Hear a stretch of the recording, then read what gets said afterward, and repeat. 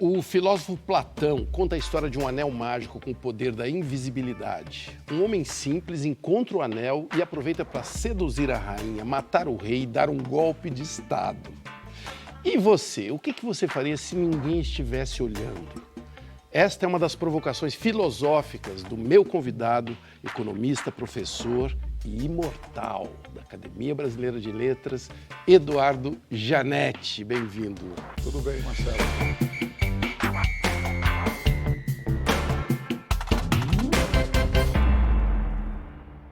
Imortal, mas não invisível, pelo que eu estou vendo aí. O Eduardo está falando desse livro aqui, O Anel de Giges, baseado nessa história do Platão aí que eu falei. No seu livro, o Giges, encontra o anel que deixa ele invisível, né? E ele sai fazendo um monte de maluquice, de coisa ruim para as pessoas. Isso já estava dentro dele ou foi o anel que o transformou? Ele era uma pessoa comum, humilde e que, tolhido de todas as maneiras pelo trabalho, pela opinião alheia, pelo medo de uma transgressão. A hora que ele descobre o anel, se revela algum tipo de sonho adormecido, de potência, de poder, de riqueza, de tudo mais. Isso é o que está dentro de nós, Eduardo, e é revelado por algum poder que é nos dado? É assim que funciona? Eu gostaria que cada um pensasse a sós consigo que tipo de coisa faria se pudesse agir sem medo de punição, tanto legal como moral. A opinião dos outros, a repreensão, a admoestação. Conta as suas. Eu, jovem, faria coisas que hoje eu não faria. Por exemplo? Eu era trotskista. Eu tinha uma enorme ambição de fazer a revolução. Eu assaltaria bancos invisíveis e daria todo o dinheiro para a causa. Eu entraria nos bastidores do Jornal Nacional e bagunçaria tudo. Eu iria nos centros de poder e faria loucuras. You see things and you understand. You're a wallflower. I didn't think anyone noticed me. São muitos políticos que parece que pensam que são invisíveis, né? E fazem coisas incríveis na frente das câmeras. Não te chama atenção isso? Chama muita atenção. Aquela reunião ministerial, por exemplo. Então, para isso precisa ter um esforço nosso aqui, enquanto estamos nesse momento de tranquilidade, no aspecto de cobertura de imprensa, porque só fala de Covid, e ir passando a boiada. Independentemente do que se falou até ali, não parece uma coisa de Marcelo, crianças? Eu vou um pouco mais longe. Acho que para muitos que vão para cargos eletivos no Brasil, ser eleito é quase como ganhar um anelzinho de Giges. Agora eu posso barbarizar, chegou a minha vez, vou fazer tudo o que eu sempre quis e estava tolhido e não podia. Eu tenho certeza que se eles soubessem que aquele material em algum momento se tornaria público e seria veiculado na TV, eles não teriam falado muito do que falaram. Mas sabe o que me impressiona? É que eles sabiam que tinha câmeras filmando. Não é? Mas tinha uma presunção de que aquilo estava estritamente controlado e não vazaria. Mas isso acabou. Aí é ingênuo. Né? Aí isso ingênuo. acabou, né? É ingenuidade. Isso daí... Mas muita coisa, deve ter muita coisa gravada que a gente não sabe. Mas muito. O que será que vai... Qual é o próximo capítulo? Isso era uma coisa que o Giges, pessoal meu, maduro, considera fazer. Usar o anel para conhecer as entranhas ocultas do poder. Isso. Entrar nos celulares, entrar nos computadores, ouvir conversas. Meu Deus. E depois vazar isso publicamente. Mas ele acaba achando que era melhor não fazer, Marcelo. Sabe por quê? Porque podia levar a uma conflagração e a um tipo de conflito violento que redundaria, em última instância, em benefício de quem quer violência. Por quê? Essa é uma dúvida que eu tenho, sabia? Às vezes parece que quanto mais se bate nos autoritários, nas pessoas que são a favor da censura, mais eles se empoderam. Mas é o jogo deles, é a linguagem deles. É isso mesmo? Então a gente tem que ter muito cuidado para não entrar num jogo de provocação. Sim, sim. Eu acho triste porque eu não sou uma pessoa violenta. Desde de criancinha eu sou uma pessoa muito calma. Eu odeio... Não, sai de perto de mim, cara. Deixa lá. Eu acho que a violência não leva a nada.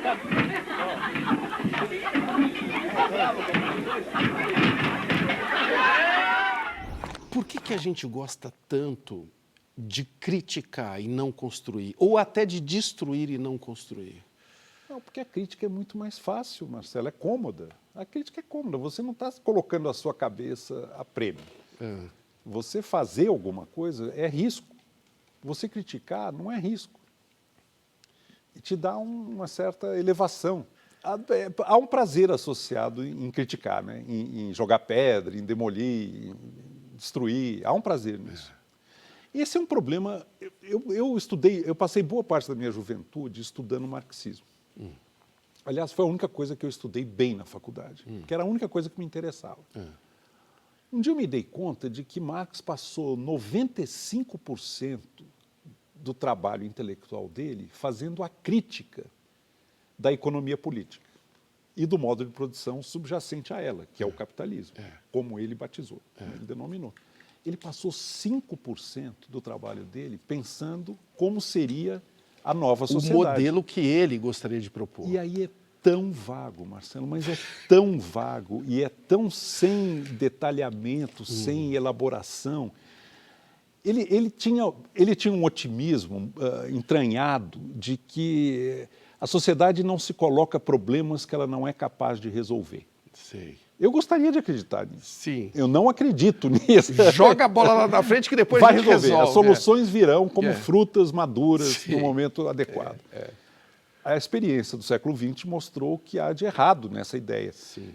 Planejar uma economia complexa a partir de um único ponto, que é um comitê de planejamento, é um delírio. É um delírio. E Marx achava que era uma coisa científica. É só deixar rolar que vai dar tudo certo. Você põe um comitê central planejador que vai estabelecer de antemão quantas toneladas de aço vão ser produzidas nos próximos 5 anos. Quantos tubos de dentifrício, quantos pentes, quantos pregos, tudo. É um hospício, é um hospício. Eles tentaram fazer a ferro e fogo, foi um desastre. Mas o que você tem para dizer para jovens que hoje estão redescobrindo o marxismo? Pensem, entre outras coisas, nisso. Criticar o que aí está, ótimo, muito bem-vindo. Vamos discutir o problema e como solucioná-lo. O que você oferece como solução a esse problema? Não adianta criar um mito de uma revolução, um juízo final, uma redenção definitiva, a partir do qual todos os problemas magicamente estarão solucionados. A humanidade pagou muito caro por essa crença. Eu tive isso muito forte, eu posso falar, porque eu vivi esse tipo de experiência religiosa em relação ao marxismo. Para curar brasileiro de tudo que lhe aperreia, trouxe as folhas da graviola, do umbu e da cajarana, da moringa do salgueiro, o cheiro da imburana. Para curar brasileiro de tudo que lhe atazana. A pergunta que eu me fiz, que foi definitiva para eu abandonar essa coisa, foi a seguinte: por que em nenhum país democrático europeu surgiu um marxismo tão radical quanto o bolchevismo russo? A ideia de uma ditadura, de uma vanguarda revolucionária, de um partido de militantes profissionais e de um assalto ao poder, porque eram democráticos. O discurso bolchevique começa a ter mais apelo quando você está no mais obscurantista, repressivo e sujeito à censura país da Europa. Não é à toa que aquilo lá pegou, aquilo vinga. O Brasil, mutatis mutandis, na época da ditadura, era um espaço muito apropriado para esse tipo de visão messiânica revolucionária. E autoritária. Autoritária, profundamente autoritária. Mas agora parece que está ganhando alguns músculos aí, né, ou não? Eu não tenho evidências disso, não sei. O que a gente percebe... Não, por outro lado, né? A gente vê sei lá, uma legitimação de um autoritarismo e de pessoas poder fazer o que quiserem, entrar numa festa de aniversário e matar o cara que está fazendo aniversário. É uma atmosfera de violência que é, em grande medida, reflexo do poder. Se não penso, mano, eu tenho tudo. Pergunta quem manda no Rio de Janeiro. Silvio sem porte, sem Glock, sem G3, falso, sem AK. Nunca fui forte, medo da morte. Aqui nós não tem, manda tentar. Barulho de tiro, sirene, cachorro latino. Não deve, não teme. O pessoal falava do complexo de vira-lata no Brasil como uma coisa ruim. E você vai lá e vê uma virtude nisso. Conta. Explica Então, isso. Qual é a virtude de A ser ideia, eu não tenho nada contra, eu acho até que é uma bela ideia, essa de que nós somos presas e vítimas de um complexo de inferioridade em relação ao que vem de fora. Isso nos acompanha desde a origem do Brasil. Os primeiros que nasceram em nossa terra, filhos de portugueses com índias, eram chamados mazombos, não eram brasileiros. Mazombo é uma palavra africana, uma palavra banto, que é muito pejorativa. Eram pessoas obtusas, pessoas toscas, e tudo que o mazombo queria era deixar de ser mazombo. Isso nos acompanha desde sempre. Nós nos sentimos inferiorizados. Agora, por que chamar isso de complexo de vira-lata? Logo, o vira-lata... Que é um cachorro maravilhoso. Maravilhoso. Eu concordo com você. O vira-lata é o nosso iPhone, né? É um dos símbolos poderosos da vida brasileira. É um software que resiste, né? E é resultado da mistura. É o que nós temos de melhor. É verdade. É uma injustiça com o vira-lata, é isso. Total. Eu concluí que o verdadeiro complexo de vira-lata é a ideia de que há algo errado em ser vira-lata. Cara, que maravilha. Eu acho que o Nelson Rodrigues foi muito injusto quando ele escolheu o vira-lata e trai lá no subtexto mais profundo um certo, vou falar uma palavra forte, tem um elemento racista nisso. Porque o vira-lata é a mistura. Sim. E quando ele fala do futebol, os ingleses ruivos, alvos, branquinhos, e os brasileiros, esses vira-lata.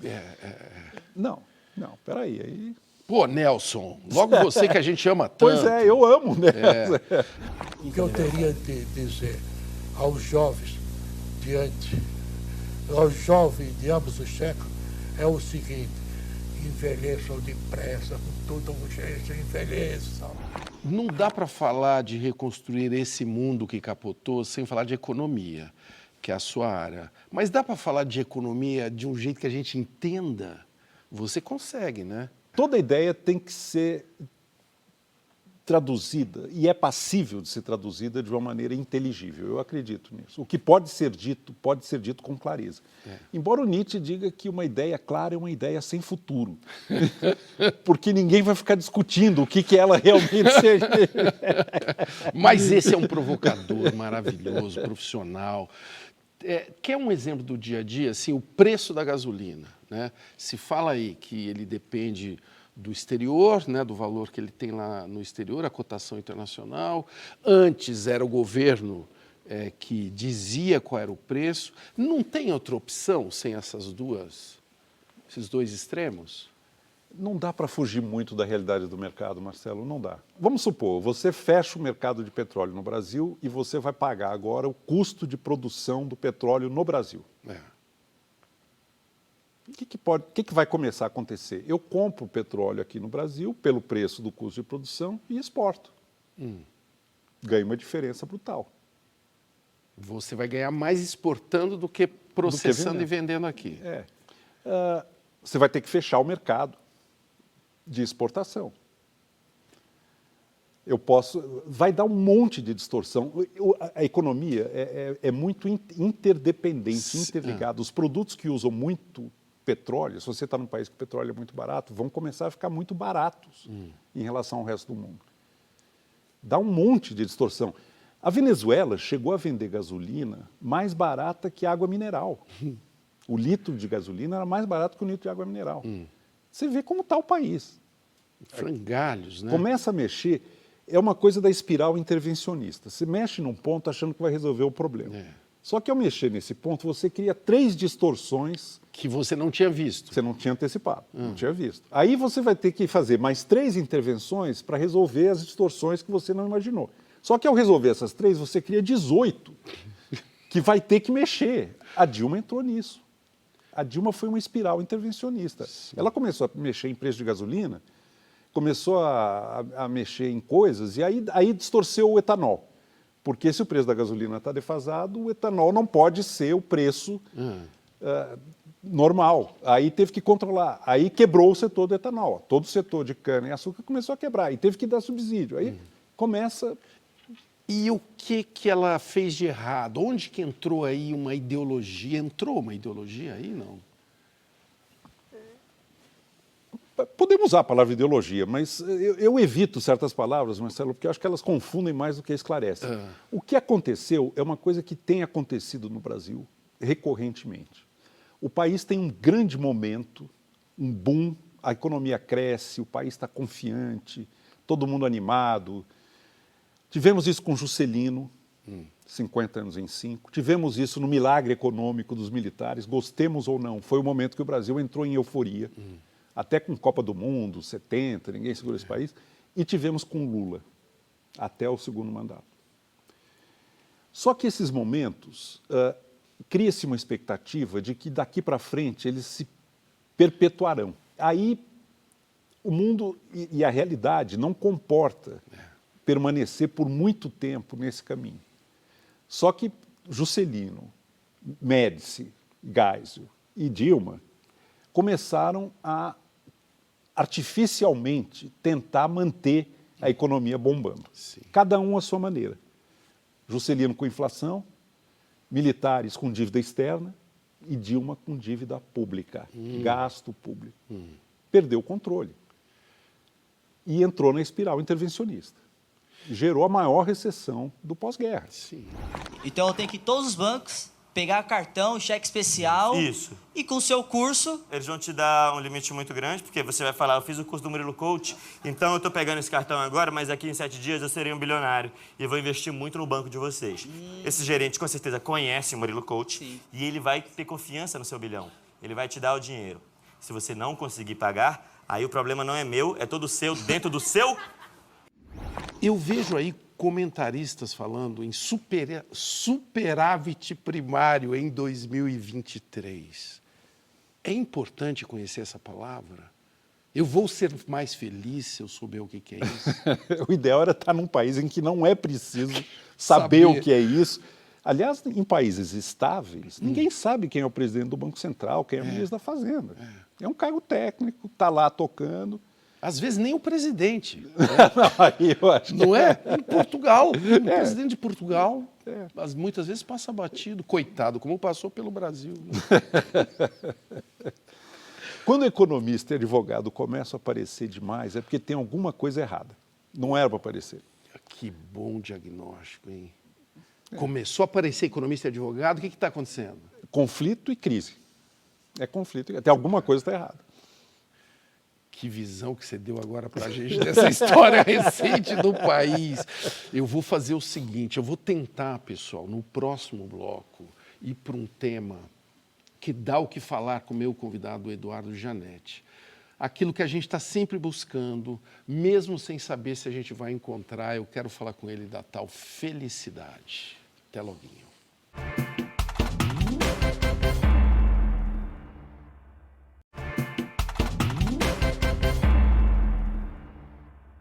A inquietação de Luiz Tati. Um sentimento indefinido foi me tomando ao cair da tarde. Infelizmente, era a felicidade. É muito gostoso, mas eu não acredito. Felicidade assim, sem mais nem menos, é muito esquisito. O meu convidado, o professor Eduardo Jannetti, está há anos mergulhado neste tema, a felicidade. E aí, professor, o que você já descobriu que pode ensinar para a gente? Então, esse verso do Tati... Mas eu quero uma coisa concreta. Não, tá? vamos por aproximações. Eu quero felicidade, não quero felicidade abstrata. Não, vamos por aproximações. Essa conversa começa com a distinção entre estar feliz, que é o que o verso do Tati aponta, e o ser feliz. O estar feliz é um estado de ânimo circunstancial. Como é que eu estou me sentindo agora? Estou aqui conversando com você, essa conversa é uma alegria, estou gostando, vamos continuar esse papo, Boa. Que bom. Vou sair daqui, vou pegar um motorista, vai me pôr no trânsito, ouvindo notícia no rádio, eu vou começar a ficar chateado, falar, que horror, que droga. A cada momento do seu dia, você tem um estado de ânimo. Esse sentimento que tomou conta do poeta ao cair da tarde é um estado de ânimo momentâneo, passageiro. Ele só estar estar feliz. feliz. A língua portuguesa ajuda muito aí, o ser e o estar. Outra coisa é ser feliz, que era a preocupação filosófica dos gregos. O que é uma boa vida? O que torna uma vida humana digna de ser vivida? Eu não estou falando de um momento no tempo, o dia que seu time ganhou a Copa do Mundo.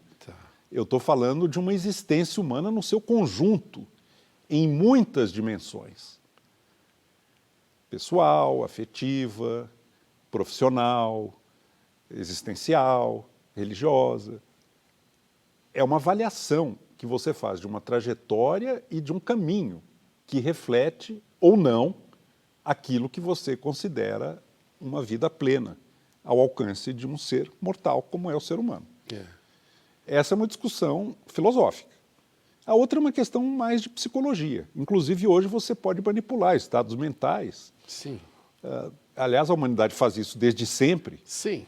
Se você está um pouco chateado, Sim. meio down, no fim da tarde, você toma uma bebida. Ia falar outra ou coisa. um remédio, né? O Brasil está muito campeão no remédio também. Né? Agora, aí é o estar feliz.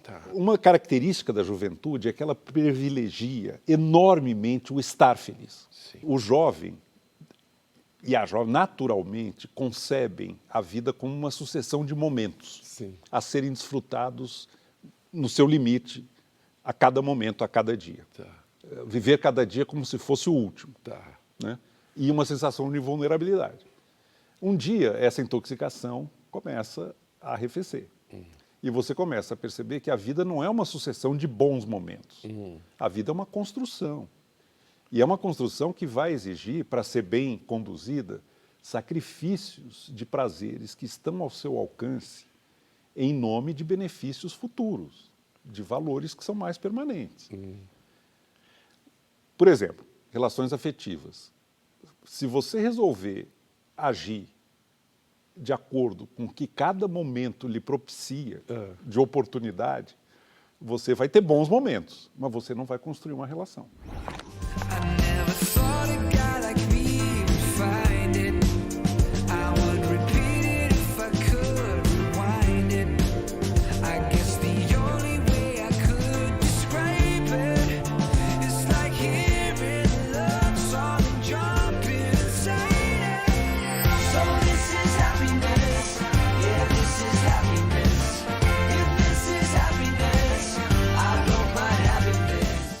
O ser humano nunca esteve tão confortável na sua história, né? Nós já tivemos períodos horrorosos, apesar das dificuldades todas que a gente tem hoje, né? A vida é mais, enfim, saudável do que era antes, enfim. Vive-se mais. Vive-se mais e tal. Por que o conforto não trouxe a felicidade? Eu queria questionar a sua premissa. Boa. De que a vida nunca foi tão confortável. Primeiro porque há muita desigualdade, há muita carência material, há muita gente passando fome. Sim. Mas digamos que para os 200 milhões que vivem nos países altamente desenvolvidos, de um modo geral, a vida hoje tem um conforto e uma segurança que nunca houve para gerações passadas. Mas aí eu vou te dar um dado que me chamou muito a atenção. Peguei na Economist. Né? Para um jovem do sexo masculino de 18 anos, a probabilidade de morrer antes dos 50 anos, hoje, é maior nos Estados Unidos do que em Bangladesh. Olha, que dado é esse? Por quê? A categoria que os economistas e demógrafos estão usando é mortes por desespero. Death of despair. Que é o quê? Opioide, drogas, crack, cocaína, etc., heroína, fígado, alcoolismo e suicídio. Isso não é conforto. Mas isso diz o quê? Isso para mim, é a crise da ecologia psíquica. Assim como existe uma crise ecológica, o que nós estamos fazendo com a natureza, aí fora, no mundo, existe uma agressão ao psiquismo profundo do ser humano, que o processo civilizatório vai agravando. Assim como vai agravando lá fora a destruição da natureza. Existe um psiquismo arcaico, que é a herança evolutiva, assim como o nosso corpo, que não aceita de bom grado as interdições, as exigências, a lógica, a competitividade ferrenha desse mundo no qual nós estamos vivendo. Eu estou me reportando aos países altamente desenvolvidos. Claro, sim. Isso gera uma série de doença mesmo. Uma crise da ecologia psíquica, transtornos mentais. Isso aí é um tema que é muito caro ao Freud no livro dele, O Mal-Estar na Civilização. A civilização vai trazer conquistas num âmbito mensurável, anos de vida, conforto, consumo, viagens, etc., mas vai se pagar um preço altíssimo interno de mal-estar. Um mal-estar crescente do homem e da mulher consigo mesmos. E isso dá para ver no Brasil acontecendo também? Não. Eu acho que nós ainda não até pelo nosso fracasso civilizatório, nós não desenvolvemos essas patologias da hipercompetitividade e da métrica financeira, econômico-financeira, dominando toda a autopercepção e toda a comparação de sucesso ou fracasso na vida. Mas tem muita gente que olha os Estados Unidos como um modelo. Eu acho bom começar a olhar direito. É, né?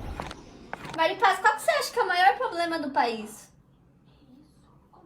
Nós. Economista adora siglas. Nós temos o PIB, nós temos o IDH. Existe relação entre números e felicidade? Esses números conseguem medir o bem-estar? Então, a partir dos anos 60, 70, foi criado um índice de bem-estar subjetivo. Os economistas trabalhavam com a ideia de que quanto mais rico e próspero o país, mais felizes seriam as pessoas. Havia uma linearidade, uma correlação muito grande entre a afluência de um lado e a felicidade do outro. Aí alguns economistas resolveram perguntar para as pessoas se elas estavam se sentindo mais ou menos felizes. É o índice de bem-estar subjetivo. E apareceu uma anomalia muito curiosa. O aumento da renda se traduz em felicidade subjetiva quando você sai muito baixo. Você sai de uma renda muito baixa. Você estava muito desfavorável e aí você vai melhorando. Realmente você melhorou. Quando você chega num certo patamar de renda per capita no país, a renda per capita pode e continua aumentando e o índice de bem-estar subjetivo, que é mensurável, mas é baseado em enquete, é baseado em pergunta, ele fica estável, ele fica horizontal. Então, foi uma grande surpresa. Há toda uma literatura tentando entender por que é que renda não se traduz em melhoria de satisfação com a vida. Né? Que recado bom para quem está aí pensando em gastar a vida com isso, hein? É essa fantasia de que se eu ganhar na loteria, todos os meus problemas estarão resolvidos. Meu Deus, estou aqui no supermercado, mas parece que estou numa igreja, porque só escuto todo mundo dizer, meu Deus, Nossa Senhora, Deus me livre. A pessoa perde a confiança nos outros, acha que todo mundo que se aproxima está querendo uma lasquinha, querendo algum tipo de favor. A pessoa percebe que os problemas fundamentais da vida não são solucionáveis com dinheiro. Né? Não são. São solucionados com o quê? Talvez com nada. Mas com dinheiro, não. Dinheiro, essa resposta não vai te levar para um lugar. Não, é melhor ter do que não ter, não tem dúvida. Claro. E se você tem muito pouco, a vida fica muito prejudicada, aí não há dúvida. Não, começando pelo saneamento básico, inclusive. Né? Mas a partir de um certo ponto, sacrificar o seu tempo para ganhar mais dinheiro é muito duvidoso, é muito questionável. Eu sou muito mais cioso do meu tempo livre do que de ganho. Tá, esse que tem um valor. Esse tem um valor. Esse daí, para mexer nele... se eu não puder estudar todo dia, a minha vida fica... Está faltando alguma coisa, eu tenho que estudar. Eu gosto de estudar. Se eu não puder fazer isso... Te faz mal. Agora, se eu puder ganhar um certo dinheiro com o que eu estudei, tá bom.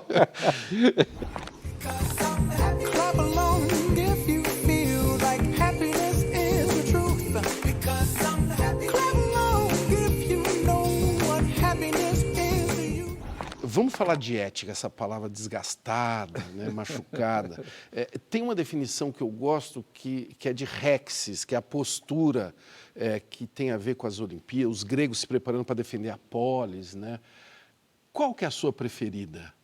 visão dessa palavra? Então, eu começo, Marcelo, separando dois campos que pertencem à ética, mas que cada um tem uma linguagem, uma postura e uma filosofia subjacente. Uma coisa é a ética cívica, a nossa convivência, a nossa sociedade, o combinado a das gramática da vida humana em coletivo, no coletivo. É uma gramática da convivência. Quais são as regras que devem nortear e presidir e pautar as relações interpessoais? Essa é uma questão. A outra questão é ética pessoal. Como viver? Qual a melhor vida que um ser humano pode alcançar? O que é a plenitude de uma existência humana? Mas são duas questões. Se você olhar a história do pensamento ético, você nota que há essa dualidade permanentemente. Alguns filósofos tratam mais dos problemas pertinentes à ética cívica, à gramática da convivência, e outros tratam mais das questões existenciais. Como é que se vive, se pretende fazer o melhor que se pode da vida que tem. Aí tem gente que diz, saia da zona de conforto. Eu nem entrei. Eu estou procurando o caminho. Ética tem a ver com felicidade? Essa é a pergunta do Anel de Giges. O Sócrates está argumentando que há uma convergência e que o mais ético é o mais feliz. Aí vem o irmão do Platão no diálogo, que é o Glauco, e fala, mas espera aí, Sócrates, você conhece a fábula do Giges? Ele ganhou o anel e aí ele pôde realizar a fantasia dele, o sonho dele de felicidade. Não tem nada a ver com ética. Sabe o que o Sócrates responde? O problema é que enquanto a sociedade for corrupta nos valores, as almas serão corrompidas. Você tem que reformar toda a sociedade e a educação para que a convergência entre ética e felicidade se dê.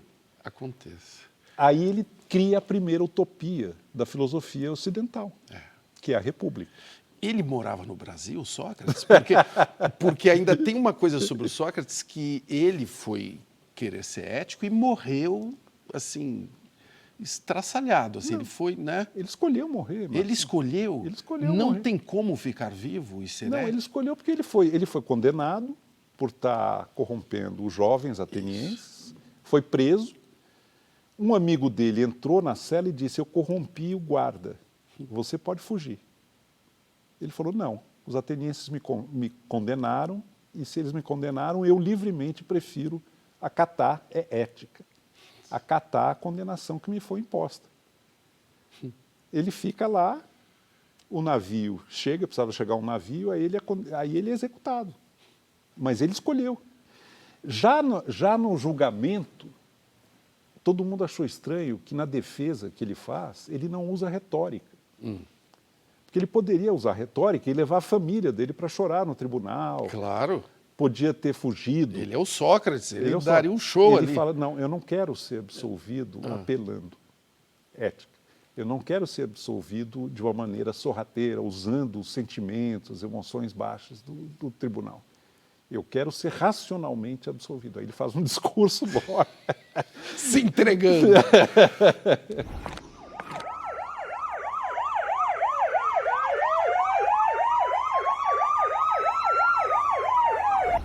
Fazer o que é certo. Independente das consequências. É um caminho para viver bem? Eu acho que sim. Agora não podemos idealizar de duas maneiras. Achar que não vai haver dilemas e conflitos, porque há. E não vamos achar que há alguma fórmula de regeneração da sociedade que vá garantir de antemão que ética e felicidade convirjam necessariamente. Esse é um sonho que perpassa a história do pensamento humano. Rousseau, Marx, todos os projetos de grande mudança da sociedade trabalham com a ideia de que o que está errado é a estrutura, é a educação, a pedagogia. Se a gente fizer tudo certo, as pessoas vão virar anjos, como não viram. Não passe de margem, não viram. É bom a gente ter essa conversa para poder olhar para o ano que vem. Né? Precisamos olhar assim, né? Sim, sim. E também eu acho que é perigoso criar uma expectativa muito grande. Vai ter problema, vai ter questões muito árduas a serem resolvidas. Quais são os principais? Você não vai querer estragar o programa. Mas tem um problema fiscal no Brasil que vai ter que ser endereçado. Sim. Nós temos uma dívida alta, com um juro muito alto. Se esse juro continuar por muito tempo elevado, essa dívida vira uma bola de neve e vai ter problema de inadimplência do Estado. Então, vai ter que se criar algum tipo de horizonte de que o endividamento público não vai continuar, seguir crescendo como ele cresceu nos últimos anos. E esse governo, infelizmente, deixou muitas bombas armadas para o ano que vem, que vão ter que ser desarmadas. Entre elas, o orçamento secreto. Que como a palavra diz, a gente não sabe, né? E que sequestra o orçamento, o executivo não manda mais em nada, virou um parlamentarismo de usurpação.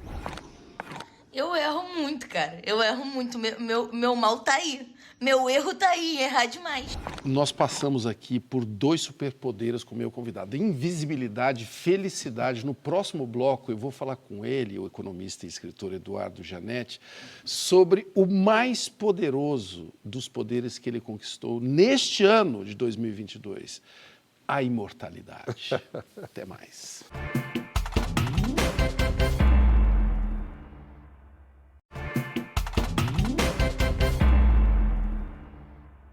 O escritor argentino Jorge Luis Borges se consolava assim: os escritores, quando morrem, viram livros, até que não é uma reencarnação tão ruim. O meu convidado, Eduardo Jannetti, assumiu recentemente a cadeira número 2 da Academia Brasileira de Letras. E aí, Jannetti, o que passou pela sua alma, assim, quando ninguém estava vendo, no momento que você recebeu a notícia que é um imortal? Fiquei feliz e fiquei um pouco assombrado, porque a minha cadeira é do Guimarães Rosa. Só, né? Então eu fiquei me sentindo um pouco aterrado diante do espectro de um monumento, um gigante monumental, que eu ia ter que, de alguma maneira, fazer justiça no discurso de posse, né? Então eu trabalhei meses nesse discurso. O que aí está a apodrecer a vida não pode durar, porque não é nada. Quando muito, é estrume para o futuro. Vocês sabem do que eu estou falando. Esse discurso de posse viralizou. Eu acho que talvez seja o primeiro discurso de posse da academia, porque na hora que você fala que a gente está vivendo um momento de apodrecimento que pode virar um fertilizante, não é isso? Não. Isso são os 3 minutos finais. Olha, é um discurso de 50 minutos. Sim. Eu fiquei muito triste que as pessoas só querem os 3 minutos finais. Mas o que deu mais trabalho foi falar do Guimarães Rosa. Claro. Não, mas esses 3 minutos, é importante a gente falar disso, que é olhar que esse momento vai passar e que esse estado que nós estamos, e você ainda usou, se não me engano, apodrecer, mas a gente está no meio de fezes, né? Eu falei estrume, a palavra que eu usei foi mais... Estrume. Ou a gente pode falar bosta, como se fala lá no interior, né? Bosta até o pescoço. Como ter uma visão de que isso pode ser uma coisa fertilizante para o que virá? Tudo isso que aconteceu, talvez não tivesse acontecido se PT e PSDB, que são o campo democrático progressista, a grosso modo, junto com outros... mas esses são os 2 principais, não tivessem se separado durante o período da redemocratização e aberto o flanco para que um outsider total, numa aventura inominável, péssima, horrorosa, tomasse o poder. Então, o descrédito da institucionalidade política brasileira tem muito a ver com a incapacidade do campo democrático progressista de se coordenar e trabalhar junto naquilo que tem de comum, que é muito. Sem dúvida. Hitler, na Alemanha, se beneficiou enormemente das brigas entre os social-democratas e os comunistas. Os social-democratas achavam que os maiores inimigos eram os comunistas, e os comunistas achavam que os maiores inimigos eram os social-democratas. Enquanto isso, ele nadou de braçada, usando o rádio e o cinema, que eram as novidades tecnológicas da época. Agora Rede social. Usando fake news. Fake news, A história se repete, né? Então, se a gente não colocar a nossa união acima das nossas diferenças que existem, são legítimas, nós vamos facilitar a vida daquilo que afronta a todos nós muito mais. O que significa o uai tem base num trem desse, não? Bom. Você falou do Guimarães Rosa, tem um peso especial que é Minas Gerais, né? Na sua vida. Me conta um pouco desse lugar que você vai, inclusive, para escrever livro, né? Numa pousada em Tiradentes. Que cápsula é essa que você... Então, eu nasci em Belo Horizonte, embora os meus pais já morassem em São Paulo. E eu cresci em São Paulo. Só que dentro de casa não era São Paulo, era Minas. Sim. O ambiente da mesa de jantar, da sala, da convivência, da conversa, e era um ambiente muito denso, muito carregado, muito intenso, era totalmente Minas, porque eu venho de duas famílias mineiras. Sim. A família Pinheiro e a família Janete. Quando você fala desse ambiente mineiro aí na sua casa, é a conversa? O que isso quer dizer o quê? É um modo de ser. É um modo de ser. Eu pensei muito sobre isso. Em relação ao meu pai era uma figura muito característica da psicologia mineira, mas da velha Minas. Uma das características que até eu luto um pouco contra ela, você não deve demonstrar ambição. É feio ser ambicioso. Há algo de pecaminoso numa gana, numa ambição. O meu pai era isso a vida inteira, né? Outra coisa que eu aprendi dele, que eu respeito demais, é o respeito à diversidade da pessoa humana. Essa é a expressão que ele usava. Um imenso respeito à diversidade da pessoa humana. E ele praticava isso. Não era fala, não. Ele realmente aceitava as pessoas como elas são. E entendia que a fauna humana, como ele falava, é muito diversificada. E é boa, né? É boa. E é bom conviver com ela. A minha mãe era coisa estética. Minha mãe que me ensinou a grandeza de Carlos Drummond de Andrade, de Guimarães Rosa, de João Gilberto, de Dorival Caymmi. Ela tinha os discos em casa, ela lia esses autores e ela transmitia a emoção estética desses grandes brasileiros, né? Alguns de Minas, outros de outros Vira-latas de vários lugares. Vários né? lugares, exatamente.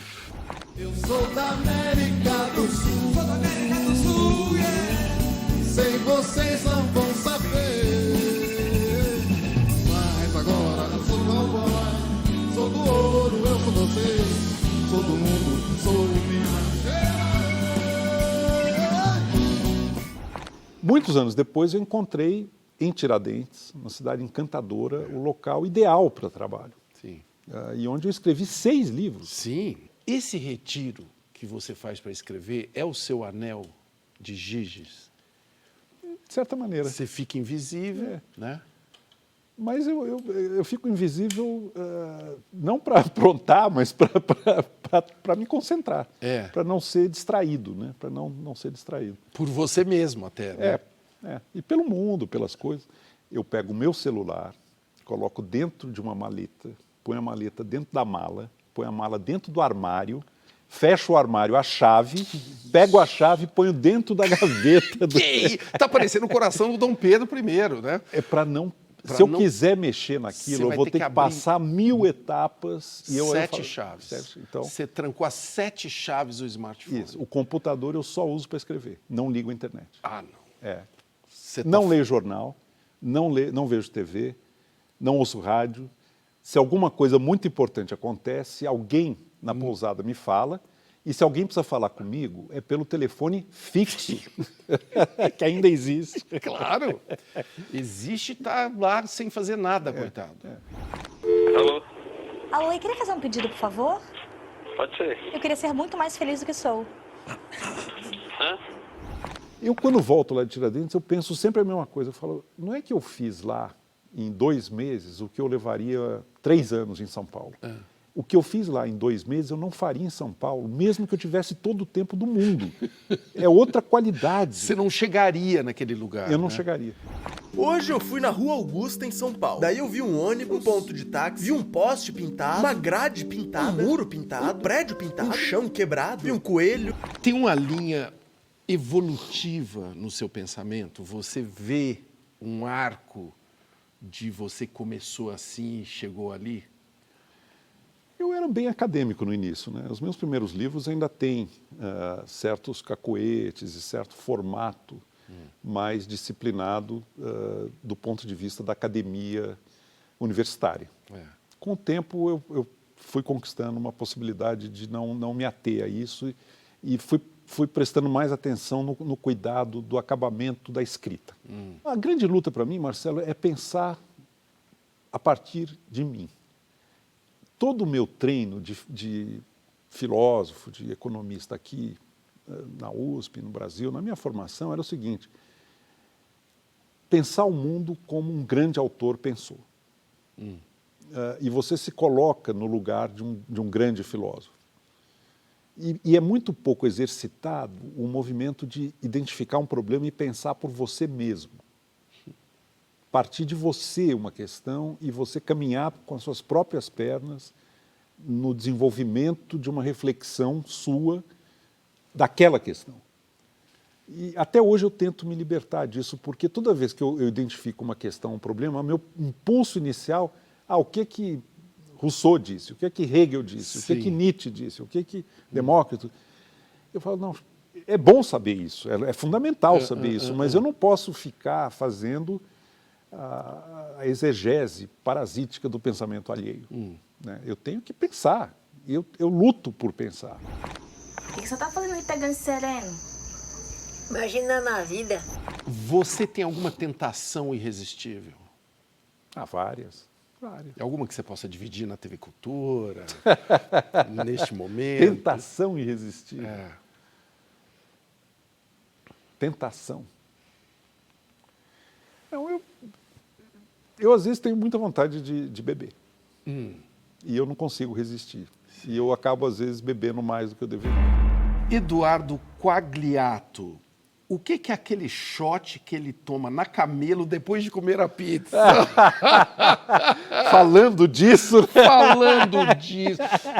O Eduardo, a Camelo é uma pizzaria tradicional de São Paulo, maravilhosa. Me pegou no pulo. É uma dose de felicidade. Aprendi com meu pai.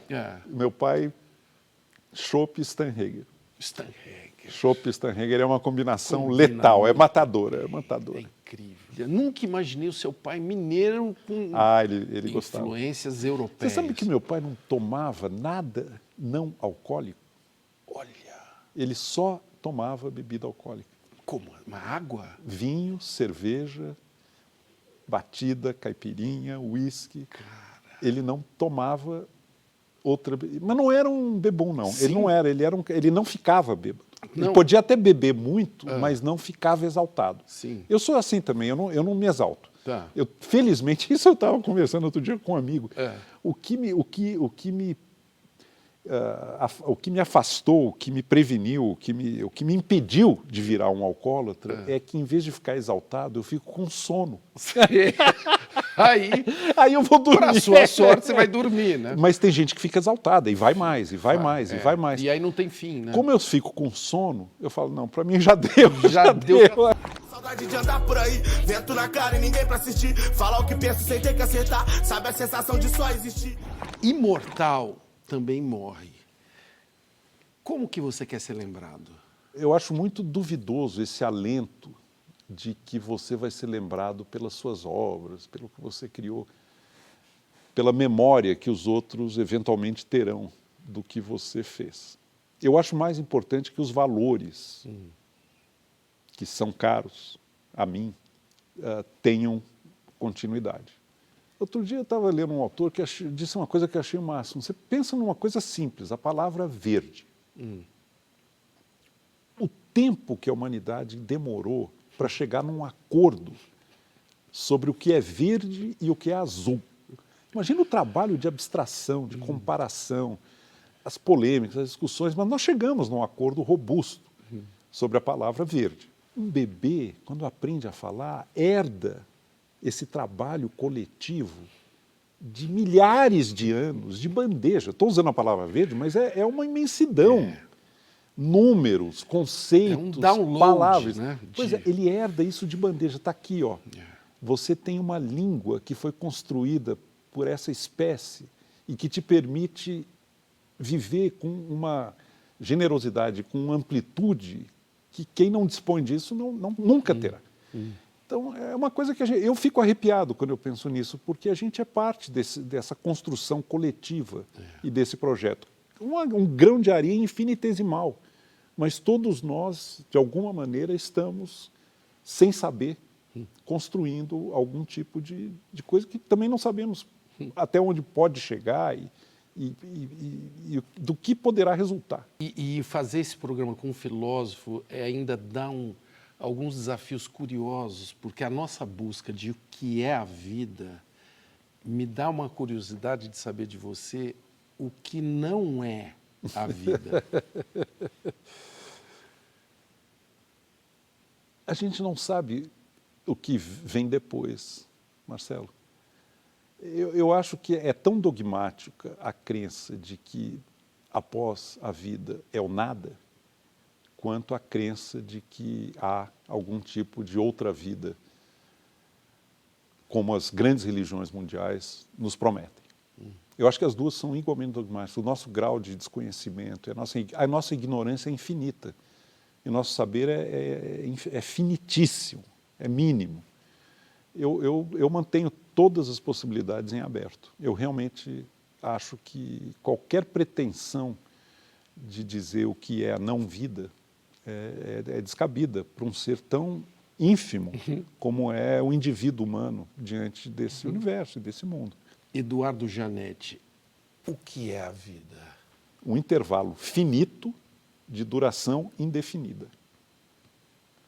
A vida tal como nós a conhecemos.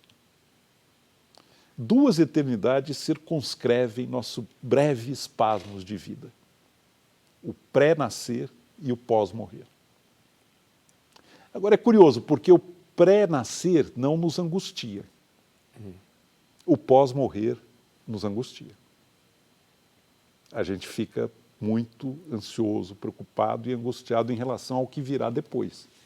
Mas por que não em relação ao pré-nascer? São 2 eternidades. E a nossa vida é um intervalo infinitesimal. Alguma coisa tem, Marcelo. A minha única frase é alguma coisa tem. O Eduardo correr atrás da felicidade, cilada, né? Eu acho que eu vou correr, sabe, atrás do quê? Daquele shot lá na Camelo. Vamos marcar essa, né? Eu lembrei depois a frase do Fernando Pessoa, né? Porque para ser feliz é preciso não sabê-lo.